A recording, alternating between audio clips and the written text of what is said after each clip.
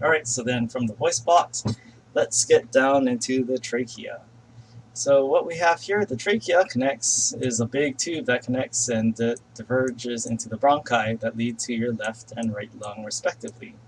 Now let's zoom in a bit. So what we have here is they're taking a cross-section of the trachea and looking at the different layers. So this is actually going from the inside. So again, the lumen is like the inside of a tube.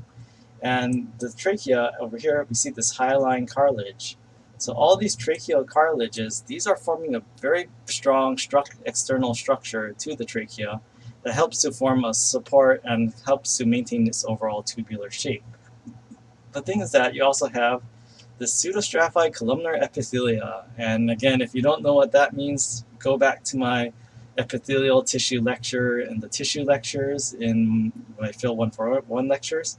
But what they have are these little things called cilia, and this is actually a columnar in that they're very long and tall, and that's what we have here. Now let's zoom in on this pseudostratified ciliated epithelium. So we have all these cilia, and the way I like to think of it is that, so you have this in your nasal cavity, you have it in your trachea, pretty much all the way just before it reaches the bottom where you have all your alveoli. Your alveoli do not have these cilia, but pretty much everywhere in the region we call the conducting zone has these cilia. So what are they doing? Well, they look like little bristles, right? But they're more than just projections. They actually move. They actually do this wave-like motion.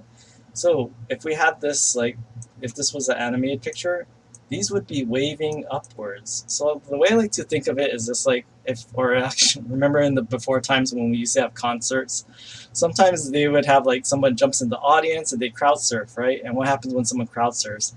Everyone tries to push them towards the stage or in one direction, right?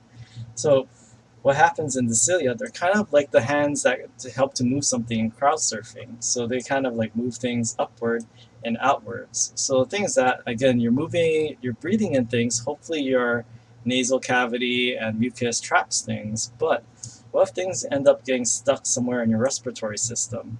So this is kind of like a slow treadmill that helps to move things that are stuck to the mucus out of your respiratory system by the cilia moving up and out. Now if you look even closer, mucus cells. So the thing is that it's not just a dry area. You have all these mucus cells. They produce a lot of mucins, a special type of glycoprotein that likes to hold on to it. It's very hygroscopic, meaning that it attracts water and retains water, but it also helps to trap things like any errant bacteria that get in your respiratory system. They're going to be stuck to this mucus and moved out via the cilia beating and moving like the crowd surfing. And this is what it looks like with the electron microscope. So again, it looks like a carpet, and is it just stuck there? No, and actually reality is these cilia are moving closer and closer, or moving in one direction to move things up and out of your respiratory system.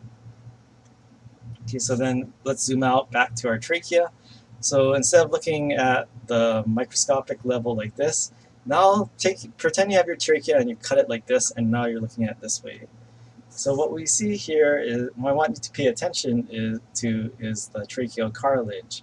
And I'm going to outline it right here. So notice this tracheal cartilage is like a C shape, and it forms almost a complete circle, but not quite. So it's not, even though it looks like rings from the other picture, they're more like almost complete rings that aren't quite complete. Now the trachealis muscle actually connects this C. So the cool thing is that trachealis, when it contracts, it can actually cause the trachea to become smaller in diameter, but when it relaxes, it allows it to expand. So your trachea is flexible. It can narrow, it can grow bigger in diameter due to this incomplete circle. But if this tracheal cartilage was completely fused, well, you wouldn't have that flexibility. So the tracheal cartilage is important for not only structure, but flexibility as well.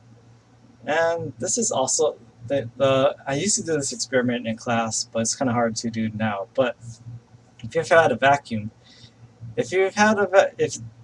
what happens if you just did a regular rubber hose without these rings in the vacuum? Well, things that when you apply an air current in a tube, it's going to actually cause the pressure inside that tube to drop. So if you had a vacuum and you didn't have these structural rings around the vacuum hose, the vacuum would actually collapse. So this is why these tracheal cartilages are also important. As you breathe in and out, you're moving air in and out. And the thing is that if you didn't have that, well, every time you generate a vacuum or air movement, that would cause these to close up a bit because, again, you're dropping the air pressure every time you have flow through a tube.